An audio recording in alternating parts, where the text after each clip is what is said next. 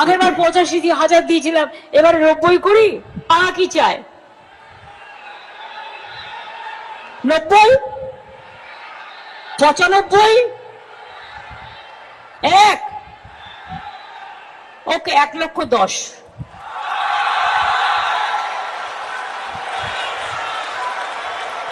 খুশি তো? সে একটা গল্প শুনেছিলাম, মনে পড়ছে আমার, যে কুয়োতে যখন মানুষজন পড়ে থাকে না, তখন সরকার কি করে, যে কি করে উদ্ধার করবে। তো দু রকম ভাবে উদ্ধার করা যায়। এক হচ্ছে আপনি হয় খাবার দাবার সাপ্লাই দেবেন, আর দ্বিতীয় হচ্ছে যে দড়ি ফেলবেন যাতে তারা উঠে আসে। আর এই গভর্নমেন্টরা কি করে, যে দড়ি ফেলে না, এরা খাবার দাবার সাপ্লাই দেয়। আর সেই খাবার দাবারের লোভে বাঙালিরা হাঁ করে তাকিয়ে থাকে যে খাবার তো পাচ্ছি, দড়ি দিয়ে উঠে আর কি করব। আপনারা ঘাবড়ে যাবেন শুনে আমাদের রাজ্যের যা ভয়ঙ্কর ক্যাগ রিপোর্ট এসেছে, তা পুরো রাজ্য ধ্বংসের মুখে। আর এখানে পাবলিক হাত তালি মারছে যে হো হো হো হো। সে পাঠা বলি হওয়ার আগে পাঠা বুঝতেই পারে না যে আমি বলি হতে যাচ্ছি, কেন আমাকে হাড় এবং তিলক দিয়ে ডেকোরেট করা হচ্ছে। এই পরিস্থিতি আমাদের পশ্চিমবঙ্গের রাজ্যে।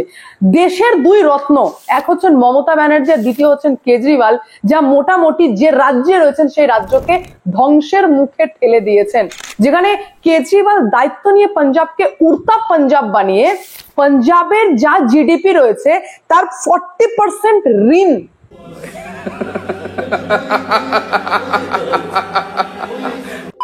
তার 40% ধার। আর আমাদের ওয়েস্ট বেঙ্গল গভর্নমেন্ট বলছে, হাই রে কেজরিওয়াল, তুমি তো একমাত্র নেতা যে আমাকে প্রধানমন্ত্রী পদে দেখতে চেয়েছিলে, তো তুমি আগে দৌড়াবে কেন, আমি তোমার সঙ্গে আছি। তো আমাদের পশ্চিমবঙ্গের যে জিডিপি রয়েছে তার 33% ঋণ। খুশি তো? সমস্ত খবরের ডিটেলসে যাবার আগে নমস্কার, আমি অদ্বিতীয়া রয়। আজকে আবার চলে এসেছি আমার ছোট্ট ইউটিউব চ্যানেল সঙ্গে অদ্বিতীয়ায়। আপনাদের সকলকে প্রণাম ও ভালোবাসা জানিয়ে আজকে লাইভ আমি এখান থেকে শুরু করি।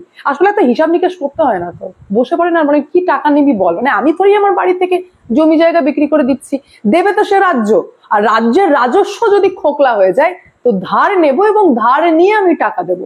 তারপর কোন সরকার এলো, রাজ্যবাসীর কি হলো, নেক্সট জেনারেশন কি ভোগ করলো, তা দেখার ঠিকে থোড়ি মমতা ব্যানার্জি নিজের কাঁধে নিয়েছেন। যেখানে ক্যাগ রিপোর্টের জন্য কেজরিওয়াল ধ্বংস হয়ে গেছেন, মমতা ব্যানার্জি অলরেডি সেই পথে হাঁটতে লেগেছেন। Comptroller and auditor general of India 19 তারিখে কে সঞ্জয় মূর্তি যে রিপোর্ট দিয়েছেন, সেই রিপোর্ট দেখে প্রধানমন্ত্রী খোদ ঘাবড়ে গেছেন, নির্মলা সীতারামন ঘাবড়ে গেছেন যে ওয়েস্ট বেঙ্গলে এবার যদি ফিনান্সিয়াল এমার্জেন্সি ঘোষণা করে দিই তাও অবাক হবেন না, কারণ পরিস্থিতি সেই দিকেই যাচ্ছে। যেখানে স্টেট জিডিপি এবং ডেট এর যা রেশিও মানে যেভাবে বাড়ছে, তা মোটামুটি মানে রাজ্যটাকেই ধ্বংসের দিকে নিয়ে গেছে। কি হচ্ছে এই ক্যাগ হচ্ছে এমন একটা রিপোর্ট, এটি একটি সাংবিধানিক পদ। যদি আপনাদেরকে একটু ডিটেলসে বলি, এমন একটা রিপোর্ট যে রিপোর্টের মাধ্যমে রাজ্য তার নিজের আয় ব্যয় কিভাবে খরচা করছে, কেন্দ্র কিভাবে করছে এবং সবকিছু ব্যালেন্স হয়ে চলছে কিনা, এটাই আমরা সাধারণ ভাষায় এই রিপোর্টের মাধ্যমে জানতে পারি। সেখানে ভালো মানে গুড কন্ডিশনে আছে যে সমস্ত রাজ্য, তার মধ্যে রয়েছে উড়িষ্যা, মহারাষ্ট্র, গুজরাটের মতো রাজ্যগুলি। আর সেখানে ধ্বংসের পথে নিজেকে মোটামুটি ডুবিয়ে দিয়েছে পাঞ্জাব এবং পশ্চিমবঙ্গের মতো রাজ্য। যেখানে পশ্চিমবঙ্গে 7 লক্ষ কোটি টাকা ধার, মানে ভাবতে পারছেন আপনারা, 7 লক্ষ কোটি টাকা ধারের কথা সামনে আসছে। 2011 সাল থেকে ধার নেওয়া শুরু হয়েছে। ধারকে ভয়ঙ্কর জায়গায় নিয়ে যাওয়া শুরু করেন 2014 পর থেকে, এবং 2018 থেকে 20 রেজাল্ট দেখলে তো মাথায় হাত পড়ে যাবে। খুশি তো? এই রাজ্য সরকার এত পরিমাণ ধার নিয়েছেন, ধারও নিচ্ছেন, আর এই তৃণমূল কংগ্রেস নিজেদের নেতাদেরই পকেট ভরছেন। কারণ যখন আমি আপনাদেরকে ডিটেলস আরো রিপোর্ট দেবো, সেই রিপোর্টে জানতে পারবেন যে উন্নয়ন, এমন উন্নয়নের কাজ আমাদের পশ্চিমবঙ্গে হয়েছে যে উন্নয়নের কোনো কাজই হয়নি, সবটাই ধারের সুদ দিতেই মিটে যাবে। যেখানে রাজ্যের সর্বমোট ঋণ রাজ্যের জিডিপির প্রায় 33.7%।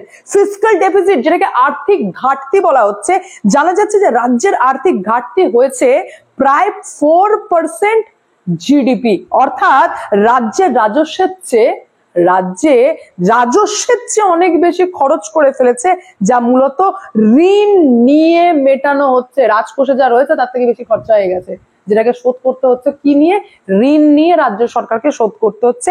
ক্যাপিটাল এক্সপেন্ডিচার কম, অর্থাৎ 2023-24 সালের মোট ক্যাপিটাল এক্সপেন্ডিচার হয়েছে 1.4% জিডিপি। মানে পরিকাঠামো, ইনফ্রাস্ট্রাকচার, শিক্ষা, স্বাস্থ্য, দীর্ঘমেয়াদী উন্নয়ন মুখী খাতে বিনিয়োগ ভীষণই কম হয়েছে।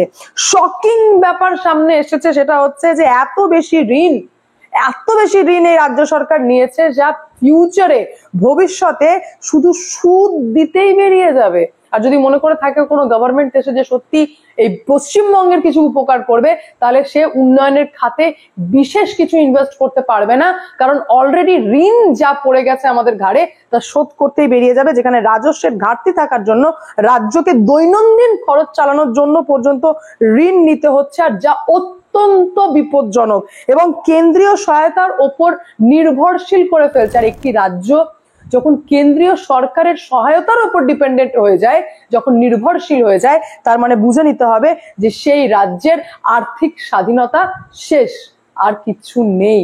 আর সেই দিকেই মমতা ব্যানার্জি ঠেলে ফেলে দিয়েছে। এই ইলেকশনের আগে সব থেকে বড় আপনারা খবর পেতে চলেছেন, খুব শীঘ্রই আপনারা দেখতে পাবেন 2026-এ পশ্চিমবঙ্গের বিধানসভার আগে মমতা ব্যানার্জি দিল্লিতে ধর্ণা দেওয়া শুরু করে দেবেন, কারণ অলরেডি বিভিন্ন দিক থেকে এই সরকার চাপে পড়ে গেছেন।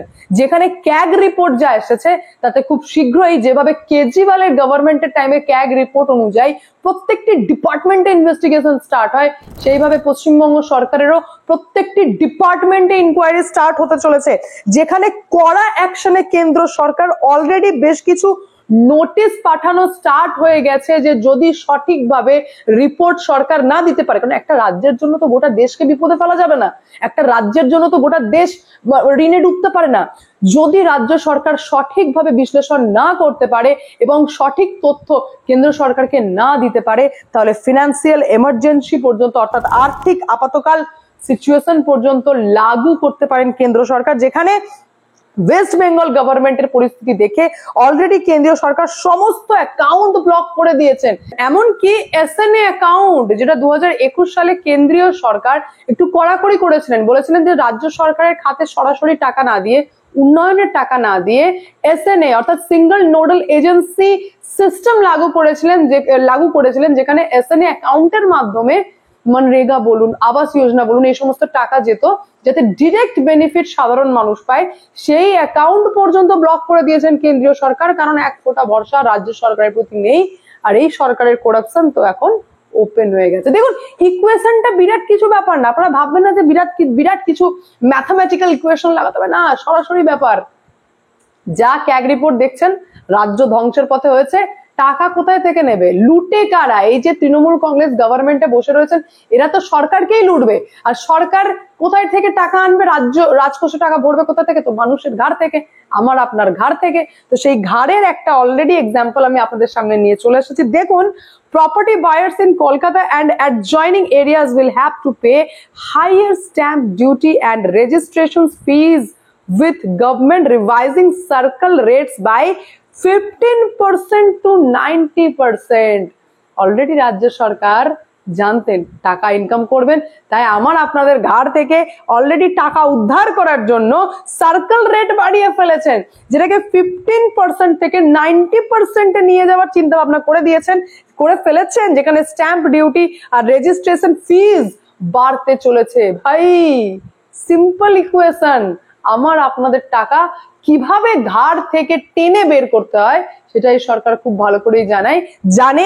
আর তারই রেজাল্ট দেখতে পাচ্ছেন, যে the new rates came into force on Wednesday থেকে নিউ রেট অলরেডি লাগু করা হয়ে গেছে। সুতরাং এবার দেখি যে আর কোন কোন খাত থেকে আমার আপনার ঘাড় থেকে টাকা নেওয়ার একটা ধান্দা এই সরকার করে, এটাই এখন দেখার বিষয়। কারণ বাকি তো ধরুন নেতারা তো সব জেলে, মানে এখন তো জীবন সাহার মতো নেতা এমএলএ যিনি এখন জেলে বসে রয়েছেন, তিনি এখন মানে প্লে করছেন একটা গেম, বলছেন যে আমি তো এসটি সম্প্রদায় থেকে গ্রামীণ এমএলএ। তো গ্রামীণ এমএলএ মানে কি, বড়লোক এমএলএ বা শহরের এমএলএ হলে কি দুর্নীতি করতেন না? নাকি এসটি কাস্টের লোক দুর্নীতি করতে পারে না, সমস্ত দুর্নীতি জেনারেল কাস্টের লোক করে? মানে এটা কি সিম্প্যাথি গেইন করার চেষ্টা করছে তৃণমূল কংগ্রেসের এমএলএ? সে জীবন চা বেটার বলতে পারবেন, কিন্তু এই রাজ্য সরকারের পরিস্থিতি বত্তর থেকে মানে বদ থেকে বত্তরের দিকে চলে যাচ্ছে, সেটা খুব ভালোই বুঝতে পারছি, যার রেজাল্ট ভবিষ্যতে কিন্তু ভীষণ বিপজ্জনক হতে চলেছে। যাই হোক, আপনাদের মন্তব্য অতি অবশ্যই কমেন্টের মাধ্যমে জানাবেন। আমি এখানে এন্ড করি, দেখা হচ্ছে নেক্সট ভিডিওতে। ভালো থাকবেন, সুস্থ থাকবেন, সঙ্গে অদ্বিতীয়া চ্যানেলকে অতি অবশ্যই সাবস্ক্রাইব করবেন, কারণ একটাই, যা হবে স্পষ্ট হবে।